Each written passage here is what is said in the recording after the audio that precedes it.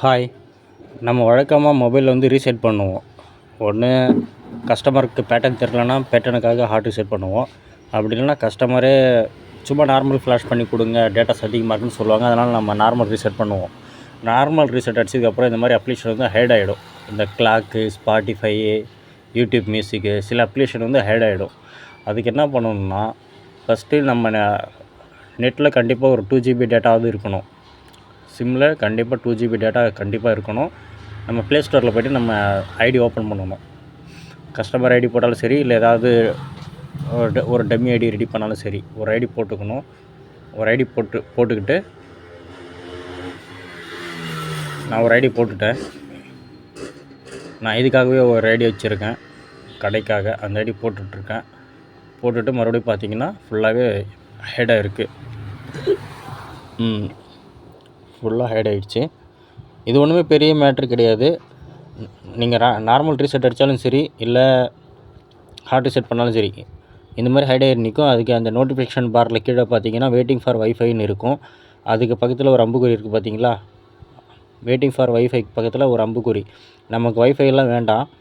Wifi இருந்துச்சுன்னா டேரெக்டாக wifi connect பண்ணிக்கிங்க. அப்படி இல்லைன்னா டேரெக்ட் அம்புக்குறி. ஏன்னா சிம்மில் டேட்டா இருக்குது, யூஸ் டேட்டா, அவ்வளோதான். வைஃபை இருந்துச்சுன்னா வைஃபை கனெக்ட் பண்ணிங்கன்னா போதும், அது அப்டேட் ஆகிடும். இல்லைனா நெட்டில் போட்டு அந்த யூஸ் டேட்டா கொடுக்கணும். யூஸ் மொபைல் டேட்டா கொடுத்தீங்கன்னா கண்டிப்பாக அது அப்டேட் ஆகிடும். அந்த அப்டேட்டுக்காக தான் நிற்கும். இது எல்லாமே அப்டேட் ஆகிட்டு இருக்குது. இது 100% ஆகிடும். இது ஒரு பெரிய வேலை இல்லை, பட் ஒரு சின்ன வேலை தான். இருந்தாலும் இது யாருக்காவது பயன்படுமேன்னு நான் சொல்கிறேன். நார்மல் ரீசெட் அடித்தாலும் சரி, இல்லை ஹார்ட் ரீசெட் அடித்தாலும் சரி, அது சிம்மு போட்டு அது அப்டேட் பண்ணி ஆகணும். அப்டேட் பண்ணால் தான் நமக்கு வழக்கமாக இந்த கிளாக்கு, கால்குலேட்டர்லாம் ஓப்பன் ஆகும். ஏன்னா கஸ்டமர் ஒருத்தருக்கு நான் போட்டு கொடுத்தேன். இது ஹார்ட் ரீசெட் அடித்து மெயில் ஐடி ரிமூவ் பண்ணி கொடுத்தேன். நானும் அது கவனிக்கலை. கஸ்டமர் வாங்கிட்டு போயிட்டு மறுபடியும் ஆனால் கால்குலேட்டர் ஓப்பன் ஆகலைண்ணா அப்படின்னாங்க.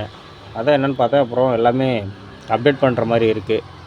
ஸோ அதனால் மறுபடியும் மொபைல் வாங்கி அப்டேட் பண்ணி கொடுத்தேன். அதை நம்ம பாஸ்வேர்ட் ரிமூவ் பண்ணும்போதே அப்டேட் பண்ணி கொடுத்துட்டோம்னா கஸ்டமர் மறுபடியும் ரிட்டர்ன் வர மாட்டாங்க. ஸோ கஸ்டமர் லோக்கலாக இருக்கிறனால பிரச்சனை இல்லை. சப்போஸ் வெளியூரில் இருந்தாங்கன்னா அவங்களுக்கும் கஷ்டமாயிடும், என்ன பண்ணுறதுன்னு தெரியாமல் இருக்கும். அது ப்ளே ஸ்டோரில் என்னென்னா, அந்த அப்ளிகேஷனை அப்டேட் ஆகிறது வைஃபைல செலக்ட் ஆகியிருக்கும். ஸோ அதனால் அது வெயிட்டிங்லேயே இருக்கும். வைஃபை கனெக்ட் பண்ணுற டைம் வரைக்கும் வெயிட் பண்ணிகிட்டே இருக்கும். வைஃபை கனெக்ட் பண்ணால் தான் அது அப்டேட் ஆகும். ஆனால் கஸ்டமருக்கு அது தெரியாது இல்லையா? டைரெக்டாக அது மொபைல் டேட்டாவில் அப்டேட் ஆகிற மாதிரிச்சுன்னா, மொபைல் டேட்டா சிம் போட்ட உடனே டைரெக்டாகவே அது அப்டேட் ஆகிடும். ஸோ அது ப்ளே ஸ்டோரில் அந்த ஆப்ஷன் மாறி இருக்கும். வைஃபைல மட்டும்தான் அப்ளிகேஷன் எல்லாமே அப்டேட் ஆகணுன்றதுக்காக. அதனால் வைஃபை கனெக்ட் பண்ணுற வரைக்கும் அது வெயிட் பண்ணிகிட்டே இருக்கும். ஸோ நம்ம சிம் போட்டு அப்டேட் பண்ணோன்னா கண்டிப்பாக அப்டேட் ஆகும். இது ரொம்ப சிம்பிள் மேட்டர் தான். பட் இது யாருக்காவது பயன்படுமென்னு தான் நான் சொல்லுவேன். ஆனால் சிம்மில் கண்டிப்பாக 2 GB டேட்டா இருந்தே ஆகணும். கஸ்டமர் சிம்மில் 1 GB டேட்டா தான் போட்டிருந்தார். அதுக்கப்புறம் நான் அந்த 50 ரூபா அன்லிமிட்டட் டேட்டா பேக் போடுங்கன்னு சொல்லி பேக் போட்டு அதுக்கப்புறம் எல்லாமே அப்டேட் பண்ணி ஆன் பண்ணி கொடுத்துட்டேன். இந்த வீடியோ முடியும் போது உங்களுக்கு எதுவுமே அப்டேட் ஆகாத மாதிரி இருக்கும். ஏன்னா அடுத்த வீடியோவில் நான் அதை எடுத்திருக்கேன். அது தேவையில்லை, ரொம்ப சிம்பிளான மேட்ரு தான். இவ்வளோ தான் மேட்ரு. ஜஸ்ட்டு ரீசெட் அடிச்சுட்டு சிம்மை போட்டு அங்கே நோட்டிஃபிகேஷன் பார்லேருந்து எடுத்து வைஃபைகளில் இருக்கும். அது யூஸ் மொபைல் டேட்டா கொடுத்தீங்கன்னா அப்டேட் ஆகும். அவ்வளோதான். இது எல்லாமே அப்டேட் ஆகிட்டுருக்கு. எல்லாமே ஆகிடும். இதோட வீடியோ இன்னொரு பார்ட் இருக்குது, அதை நான் போடலை. இது சிம்பிளான மேட்ரு தானே, அதனால் உங்களுக்கே அது தெரியும். அதனால் நான் இதோட நிறுத்திக்கிறேன். ஓகே. நம்ம வீடியோ பிடிச்சிருந்தால் லைக் பண்ணுங்கள், சப்ஸ்கிரைப் பண்ணுங்கள், ஷேர் பண்ணுங்கள், கமெண்ட் பண்ணுங்கள். உங்கள் மொபைலில் ஏதாவது ப்ராப்ளம் கூட நம்மளை காண்டாக்ட் பண்ணுங்கள்.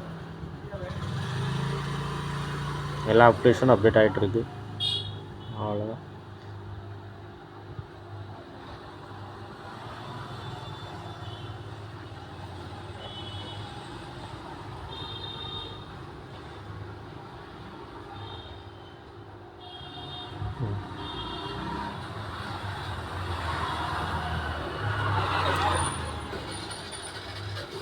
வேறு ஓப்போ A5 மொபைல் டிஸ்பிளே மாற்ற வந்தது.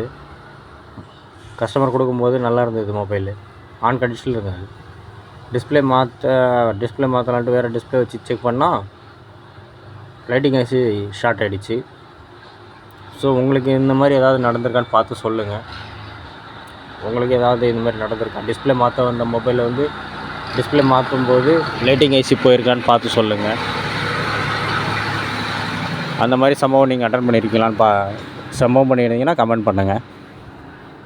ஏன்னா கஸ்டமர் தெரியாது இல்லையா, கஸ்டமர் கொடுக்கும்போது நல்லா தான் இருந்தது, மொபைலில் வந்து மேலே உடஞ்சிருந்தது, அதனால் ஒன் சைடு டச் ஒர்க் ஆகாது, அதனால் டிஸ்பிளே மாற்ற கொடுத்தாரு. நம்ம அதுக்கப்புறம் வேறு ஒரு டிஸ்பிளே வச்சு ஆன் பண்ணால் ஓப்போன்னு லோகோ வந்து லைட்டிங் ஐசி போயிடுச்சு, ஷார்ட் ஆகிடுச்சு.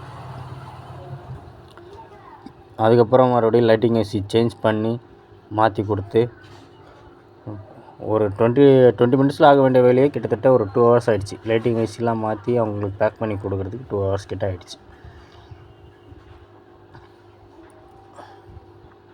ஸோ கஸ்டமருக்கு அதெல்லாம் தெரியாது இல்லையா, அவருக்கு தேவை டிஸ்பிளே மாற்றி தரணும், அவ்வளோதான்.